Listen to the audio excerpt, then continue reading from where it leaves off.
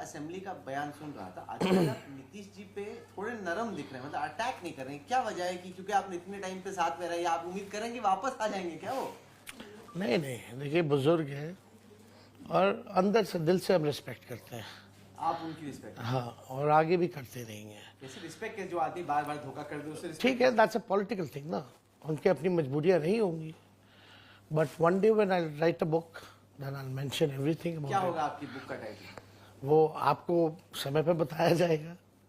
तो ये तो समय पे होगा, लेकिन स्टिल तो बड़े हैं। छोटी ऐसी कोई खिड़की है यहाँ पे आपके मकान में जो कि खुली है कि अगर नीतीश जी वापस फिर एक बार आना चाहें 25 के असेंबली इलेक्शन से पहले? नहीं नहीं, वो तो पिछले चुनाव में उन्होंने कहा था ये इनका अंतिम चुनाव है। हाँ।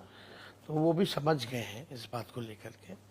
हालांकि उनका आशीर्वाद तो हमेशा हमको देते ही रहे। नहीं, मैं समझा नहीं, आपने क्लियर जवाब नहीं दिया। जैसे बॉल आई आपने बैट किनारे कर लिया, नीतीश जी के लिए दरवाजा खुला है, आपकी टीम में फिर बैटिंग हो सकती है या फुल बंद है आपकी तरफ से? नहीं, नीतीश जी पार्टी में गठबंधन तब करेंगे ना जब उनकी पार्टी रहेगी, और मैंने प्रेडिक्ट किया है कि 2024 तक उनकी पार्टी खत्म हो जाएगी। बीजेपी खा जाएगी? अब आप आने वाला समय बताएंगे, बस समय बताएंगे। वोट बैंक तो जो हमारा डेटा आ रहा है उससे लग रहा है कि है अभी भी उनका, ऐसा नहीं सिकुड़ रहा है लेकिन है, ऐसा नहीं। वो छोड़िए ना, आप देखिएगा, बस खत्म हो जाएगी पार्टी ही खत्म हो जाएगी। अच्छा, एक यहाँ पे नए उम्मीदवार आए हैं, प्रशांत किशोर, जन सुराज चला रहे। मैंने हाल ही में उनका इंटरव्यू किया, उन्होंने बोला मैं आपको लिख के दे रहा हूँ, अपनी पूरी प्रतिष्ठा दांव पे लगा रहा हूँ, 2025 का चुनाव मैं जीतूंगा। आप कैसे देखते हैं? वो तो बीजेपी के एजेंट है ना। किशोर एजेंट है बीजेपी? नीतीश जी के पार्टी के राष्ट्रीय उपाध्यक्ष रहे, पता है आपको? और नीतीश जी ने खुलेआम प्रेस कॉन्फ्रेंस में क्या कहा था कि अमित शाह जी के कहने पे हमने उनको राष्ट्रीय उपाध्यक्ष रखा है। आज तक किसी ने भी, अमित शाह जी ने या प्रशांत किशोर ने, इसको बताया कि नीतीश जी झूठ बोल रहे थे? अभी तक तो इस पे कुछ भी नहीं कहा, खामोश है। और देखिए प्रशांत किशोर जी ठीक है, बिहार के हैं, अपना बिजनेस करते हैं। आज इस पॉलिटिकल पार्टी का डेटा ले लेते हैं, फिर उसके ऑपोजिशन वाले को अगले साल दे देते हैं। ये काम अच्छा है उनके लिए, तो अपना काम है वो करते हैं। सीरियस प्लेयर के तौर पे उभरते नजर आ रहे हैं, पार्टी कर रहे हैं, गांव-गांव जा रहे हैं, गांव देहात में रुक रहे हैं। हाँ, बहुत हम भी घूमे और हर कोई घूमा है, लेकिन उनके बड़ा लग्जरी माहौल रहता है। अच्छा, तो कैसे? जो उनका जो कारवां चलता है, टेंट सिटी बना के चलते हैं, रहते हैं, गाड़ियाँ रहती हैं, टेंट वाले सब, light white carpet full arrangement रहता है। बहुत खर्चा करते हैं वो। ये खर्च करने से कोई फर्क पड़ने वाला नहीं। पॉलिटिक्स में है, अच्छी बात है, आए, सबको अपना अधिकार है। लड़े बीजेपी के खिलाफ भी रहे। कोई नहीं, सब तो ड्रामा है, स्ट्रैटेजी है। स्ट्रैटेजिस्ट है तो स्ट्रैटेजी अपना कर रहे हैं बीजेपी से, हिडन बैकडोर। और बिहार के लोग अच्छे से उनको जानते हैं क्यों, किनका काम कर रहे हैं। Bihar is a political state, यहाँ चलने वाला नहीं है किसी का। आपका सबसे बड़ा दावा है कि मैं नौकरियां लेके आऊंगा, 5 लाख नौकरियां देने, सरकारी नौकरियां देने की बात बार बार अपने भाषण में भी कही। आज सुबह हम सम्राट चौधरी जी से मिले, उप मुख्यमंत्री हैं बीजेपी के, वो कहते हैं भाई जब ये नौकरियां दी गई, नीतीश कुमार चीफ मिनिस्टर थे, तेजस्वी यादव तो वन ऑफ द मिनिस्टर्स थे, वो ऐसे कैसे करेंगे? जाके उन्होंने बोला कि पूरा काम हुआ था, उन्होंने केवल नौकरियां एंड में आके बांटी, अब वो क्रेडिट ले रहे हैं। सबसे पहले आपने किसके मुंह से सुना था 10 लाख देने की? वो तो आपका वादा था, है ना? तो ये 17 साल से क्या कर रहे थे? नहीं, वो कह रहे हमारे राज में एक सारे पेपर लीक होते थे, कभी हुआ ही नहीं। सब लोग आंदोलन पे रहते थे, रोड पे रहते थे। और नौकरियों की जो नियमावली जो है, सबसे ज्यादा नौकरियां कौन से डिपार्टमेंट में है? Education department. किसका मंत्री था? आरजेडी का। डिपार्टमेंट प्रपोजल बनाता है ना, नियम कौन बनाता है? डिपार्टमेंट बनाता है। प्रस्ताव कौन कैबिनेट लेके जाता है? डिपार्टमेंट लेके जाता है। हम लोगों ने समीक्षा करके नियमावली बना करके ये काम किया है। इतना तो ठीक है, मुख्यमंत्री हैं तो अच्छी बात है ना। वो जो कहते थे असंभव है, यही नीतीश कुमार जी 20 के चुनाव में कहते थे, कहाँ से लाएगा नौकरी, असंभव है। तो वो संभव कैसे हो गया 17 महीने में? देखिए, इसके लिए आपको ताली खूब बजती है, मैंने देखा। नहीं, और ये लिमिटेड आइडिया नहीं है। अगर आप सबको सरकारी नौकरी ही प्रॉमिस करोगे, कितनों को दे पाओगे? बिहार में जितनी युवा आबादी है, केवल सरकारी नौकरी को प्रॉमिस नहीं हो सकता ना सर। अभी विपक्ष के लोग गवर्नमेंट ऑफ इंडिया में आ जाए, 1 सेकंड में 30 लाख नौकरी हम दिखा कहाँ से लाएंगे देंगे। ऐसे? खाली पद है, हाँ? खाली पद है, रिक्त पद है, भर देंगे। नहीं पर सरकार तो ब्लोट होती रहेगी ना। बजट तो है ना उस 30 लाख का, तभी तो क्रिएटेड है ना पद। पर जितनी कम लोगों के साथ सरकार, नहीं, हम तो बोल रहे हैं 1 सेकंड में लाके दे देंगे। मैं बोल रहा हूँ जितने, बिहार में किया ना, लोग कहते थे कि कहाँ से लाएगा, कहाँ से लाएगा। फिलोसॉफिकली जितने कम लोगों से सरकार चले उतनी सरकार एफिशिएंट होगी। जितने भर जाएंगे आपको ताली पड़ जाएगी, वोट मिल जाएगा, पर सरकार तो मोटी होती जाएगी। हाँ, सरकार जैसे बेच रही है, रेल बेच दिया, सेल बेच दिया, भेल बेच दिया, LIC बेच दिया, दूरदर्शन, सब कुछ तो बचा गया।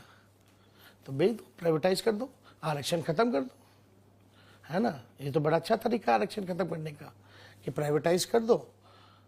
क्यों नहीं सरकार ला रही है प्राइवेट सेक्टर्स में भी रिजर्वेशन लाए? क्या विचार है मोदी जी का, प्राइवेट सेक्टर में रिजर्वेशन होना चाहिए कि नहीं होना चाहिए, जरा बताएं। वो कहेंगे फिर कोई इन्वेस्ट ही नहीं करेगा इंडिया में अगर आप प्राइवेट सेक्टर में रिजर्वेशन ले आएंगे। तो पहले नहीं होता था क्या इन्वेस्ट? नहीं पर रिजर्वेशन के साथ वो चाहेंगे ना मेरिट पे चले प्राइवेट सेक्टर। क्यों? हमको तो लगता है कि सब जगह होना चाहिए। आप जो सरकारी संस्था जहाँ रिजर्वेशन है वो आप बेच रहे हो, तो क्यों बेच रहे हो फिर? तो रिजर्वेशन क्यों नहीं हटा ही दिया ना आपने तब तो। कहाँ बेचे? सिर्फ एयर इंडिया नहीं बेचा। एयर इंडिया बेच दिया, पोर्ट बेच दिया, एयरपोर्ट बेच दिया। खैर वो सब छोड़िए, वो सब लोग आप जान रहे हैं, ये सब बताने की जरूरत थोड़ी है। सब वक्त खत्म हो रहा है इस इंटरव्यू में, आपके चौपर का वक्त हो रहा है। मैं आखिर में आपसे जानना चाहता हूँ कि इंडिया अलायंस को इस वक्त आप कैसे देखते हैं? क्योंकि जब मुंबई में आप लोग बैठे तो लगा कि वाकई में चीजें एक आ रही हैं, लेकिन उसके बाद कांग्रेस असेंबली इलेक्शन में बिजी हो गई। आपको लगता है बहुत क्रूशियल पीरियड वेस्ट हो गया जहाँ पे जितना एक्शन होना चाहिए था नहीं हो पाया? देखिए, हम लोगों ने चुनाव लड़ा बड़ा मजबूती के साथ, चाहे किसी भी स्टेट में ऑपोजिशन जहां भी चुनाव लड़ रही है बड़े मजबूती के साथ लड़ रही है, अपना फुल एफर्ट दे रही है। पहले हम सब लोग तो अलग अलग थे और हम लोग इंडिया अलायंस बना करके एक हुए, और उसके बाद पटना से हम लोगों ने रैली की शुरुआत की और हर जगह हम लोगों ने रैलियां की। तो लोगों का प्यार और समर्थन मिल रहा है। खास बात इस इलेक्शन में ये है कि जनता आगे बढ़ करके भाजपा को हटाना चाहती है। जनता जो है वो परेशान हो चुकी है इस मौजूदा सरकार से, गरीबी से, महंगाई से, बेरोजगारी से। और प्रधानमंत्री तो अजीब अजीब भाषण दे रहे हैं। बिहार आए, कितनी बार आ गए आपको अंदाजा है? 12-13 बार आ चुके हैं। मेहनत कर रहे हैं।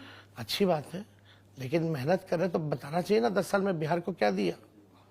लोग आता है तो ये भी तो जानना चाहता है ना, प्रधानमंत्री आए तो बताए 10 साल हमने क्या किया, या फॉर नेक्स्ट 5 years ये क्या करेंगे। इस पे तो बोलते ही नहीं है प्रधानमंत्री। और बिहार ने तो 40 में से 39 सांसद दिया उनको। वो हर चीज तो गुजरात दे देते हैं, बिहार को कुछ दिया क्या? जितना गुजरात में दिया बिहार में क्या दिया? एक बड़ी चीज बता दो। तो आप ही वो तो इतना मिस इन्फॉर्म्ड प्राइम मिनिस्टर है, बोलते हैं कि एम्स का दरभंगा चालू हो गया। वो इतने मिस इन्फॉर्म्ड प्राइम मिनिस्टर है कि उनको पता नहीं कि डिस्ट्रिक्ट का कैपिटल नहीं होता। अगर ये तेजस्वी बोलता तो आप लोग कितना मजाक उड़ाते हैं। कह दें कम से कम हम हैं तो सही। अरे भैया आप बताओ ना, जो आदमी, आप छोड़िए ना वो बात, प्रधानमंत्री को ये क्यों नहीं पता कि डिस्ट्रिक्ट का कोई कैपिटल नहीं होता? डिस्ट्रिक्ट हेडक्वार्टर्स टाइप का रहता है, कैपिटल तो नहीं, हेडक्वार्टर। हेडक्वार्टर वही डिस्ट्रिक्ट की का नाम जो होता है वही डिस्ट्रिक्ट। मोस्टली जैसे वैशाली है तो हेडक्वार्टर जो होता है वो हाजीपुर है ना। तो कैपिटल कैसे होगा? तो ये प्रधानमंत्री जी की ज्ञान है। और राहुल जी अगर ये बोल देते हैं, हम बोल देते हैं, तो आप लोग तो एकदम दिन भर न्यूज़ चैनल पे ये दिखाते रहते हैं। लेकिन वो दिखाना ना चाहिए कि जो 15 साल मुख्यमंत्री रहा, 10 साल देश का राज किया, जिला के बारे में जानकारी नहीं है, तो वो क्या देश चलाएगा? वो तो टेलीप्रॉम्प्टर में जो दे दिया जाता है, टेलीप्रॉम्प्टर गलती से इधर उधर हो गया तो फंबल हो जाते हो। तो he is very miss informed prime आखिर मिनिस्टर। में आपके हिसाब से आपका क्या एवोल्यूशन हुआ? अगर अगले असेंबली इलेक्शन में आपको लगता है आपकी इतनी मैच्योरिटी हो गई है कि आप राज्य, इतना कॉम्प्लेक्स राज्य को चला पाएंगे, या अभी भी थोड़ा आपकी जर्नी बनी रही है या बन चुके हैं, पक रही है? Whatever we had promised in 2020, we almost did it in 17 months. Caste based सर्वे हमारा एजेंडा था, स्वयं सहायता समूह का मानदेय को दुगुना करना हमारा एजेंडा था, हमारा एजेंडा नौकरी देने का था, 5 लाख दिया और 4.5 लाख नियोजित शिक्षक कर्मियों को राजकीय कर्मी का दर्जा देने का था, वो भी हम लोगों ने किया। हम लोगों ने आईटी पॉलिसी बनाई, स्पोर्ट्स पॉलिसी बनाई, टूरिज्म पॉलिसी बनाई। हम लोगों ने पटना में जैसे जल जमाव हुआ था वैसे पूरे बिहार के शहरों में जल जमाव ना लगे, उसके लिए मैंने कम से कम 18 से 19 शहरों में एसटीपी हम लोगों ने देने का काम किया। हमारे अस्पताल में डॉक्टर्स जाएं, दवा मिले, ओपीडी को डबल हम लोगों ने किया। दवा जो 300 मुफ्त मिलती थी उसको 600 हम लोगों ने बढ़ाने का काम किया। रैंडम रेट्स हम लोग मारते थे कि साफ़ सुथरा अस्पताल हो, हाइजीनिक हो।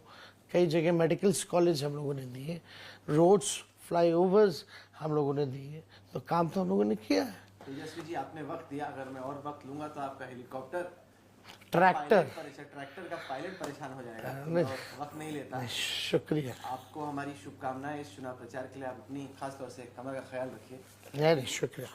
आपने हमारे लिए वक्त निकाला, इसके लिए बहुत बहुत शुक्रिया। Thank you.